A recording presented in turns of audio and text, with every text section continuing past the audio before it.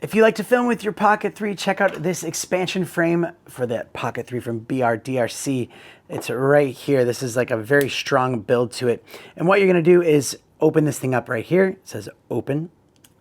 And then you're going to pop this thing around that Pocket 3. It's got nice soft padding to keep it nice and safe and not get scratched up or anything like that. You're going to close it around there.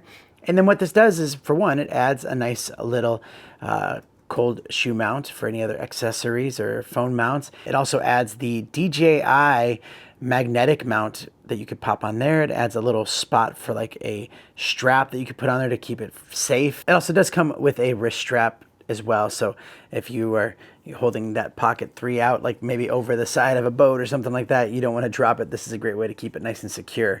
And then on the back, it has a quarter thread mount on the bottom. It also has a quarter thread mount on this spot right here in between the Action mount legs. And then yes, it has Action mount legs. So you can put this onto any of those Action mount accessories.